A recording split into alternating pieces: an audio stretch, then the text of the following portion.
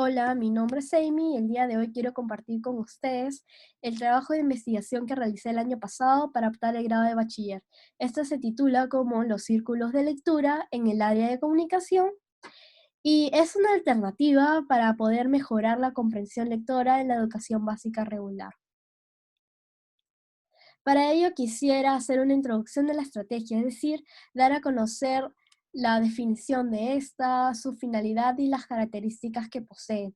Luego, en un segundo momento, me gustaría describir el proceso de aplicación de la estrategia. Los círculos de lectura se definen como una estrategia dialógica, es decir, se enfoca en este rol activo que adquiere el estudiante para poder generar interpretaciones o la construcción de significados de manera personal sobre un texto. Luego, a través del diálogo, le va a permitir relacionarse con otro lector de manera que van a seguir construyendo significados sobre el mismo texto. Este proceso siempre va a estar guiado y orientado por un docente.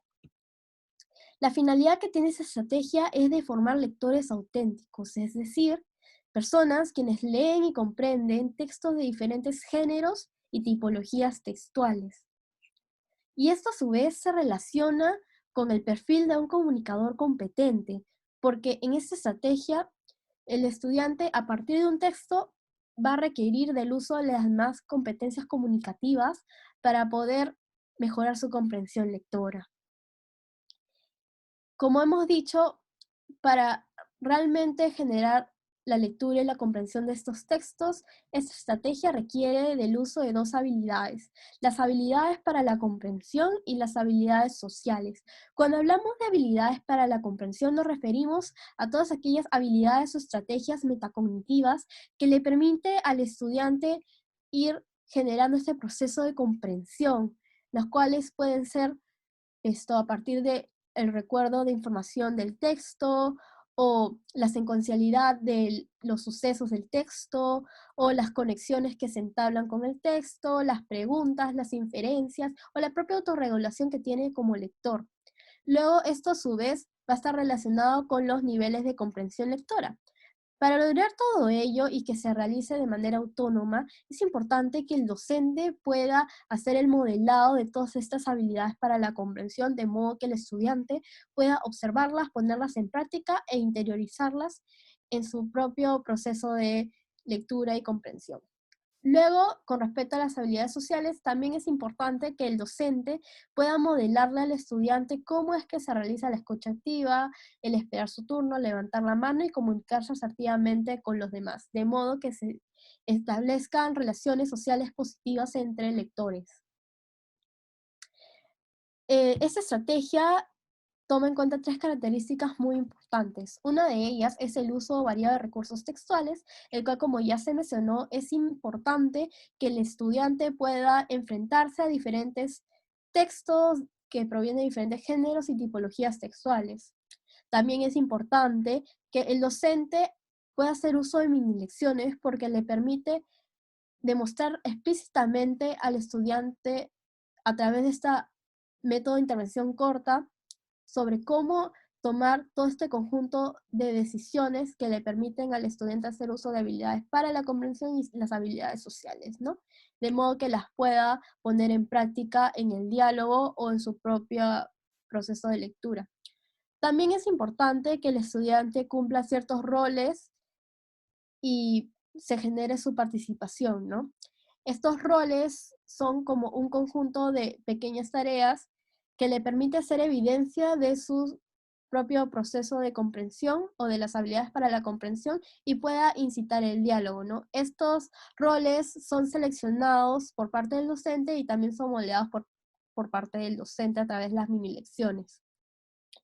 Entre los roles que podemos encontrar son los del director de preguntas, que es alguien que realiza o genera preguntas de modo que los demás puedan hacer comentarios. El del artista talentoso, que es alguien que a través de sus ilustraciones puede demostrar qué es lo que ha comprendido el texto para que los demás puedan comentar sobre ello o hacer preguntas.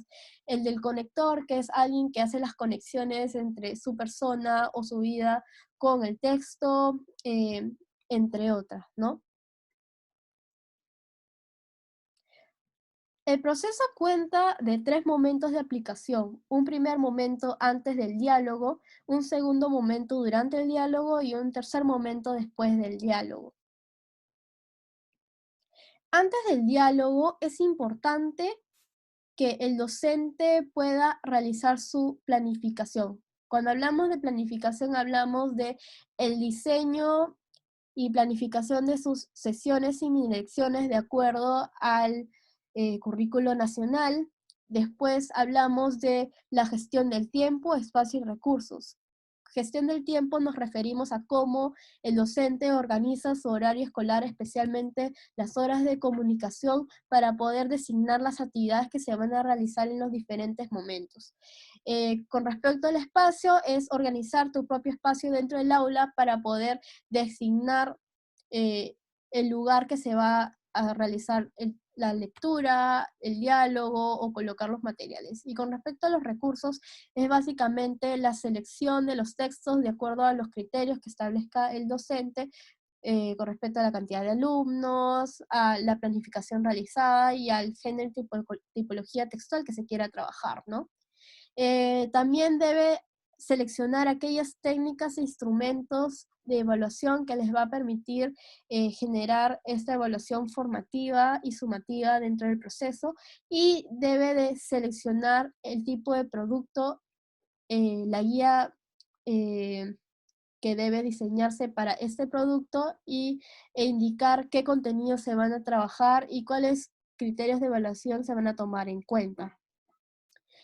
Por otro lado, es importante que haga el modelado de las mini lecciones, de modo que le permita al estudiante saber qué actividades previas a la lectura va a realizar, ¿no? Es decir, pueda aprender a seleccionar un texto de calidad, eh, también pueda enseñarle a formar los grupos de los estudiantes. eh, También es importante que le demuestre al estudiante cómo es un lector eh, al leer de manera independiente, o esto pueda hacer respuesta al texto a través de un organizador gráfico o un diario de lectura, ¿no? De modo que el estudiante finalmente sea quien pueda seleccionar el texto, formar sus grupos, hacer la lectura de un texto, ya sea de manera compartida, ya sea eh, de manera independiente, o incluso pues pueda hacer la escritura en sus diarios de lectura, en el organizador gráfico, de acuerdo a lo que ha comprendido del texto.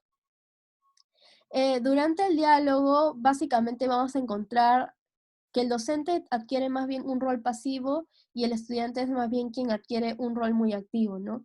Por ejemplo, el docente tiene que recordar constantemente las rutinas, también tiene que establecer y gestionar el tiempo, porque va a haber un tiempo determinado para que cada estudiante pueda compartir sus ideas y luego se abra un espacio de comentarios y preguntas entre ellos, ¿no? De modo que el estudiante, entre ellos se organicen y puedan establecer turnos para compartir sus ideas en un tiempo determinado, luego se compartan esas ideas por cada estudiante, y luego que cada estudiante presenta pueden pasarse a un momento de comentarios y preguntas. Durante todo este proceso que el estudiante está activamente participando, es el docente quien aprovecha para hacer las observaciones de cada grupo y les permite evaluar el desempeño de cada estudiante, ¿no? O de cada grupo, e identificar los logros y esto que observa y las dificultades encontradas, ¿no? Después del diálogo o de cada diálogo, el docente debe modelar cómo hacer uso de su diario de lectura para realizar las conclusiones, de modo que el estudiante pueda escribir en ello eh, lo que aprendió a partir del diálogo con sus compañeros, ¿no? Y asimismo puede hacer el modelado de cómo hacer uso de estos instrumentos de autoevaluación y coevaluación.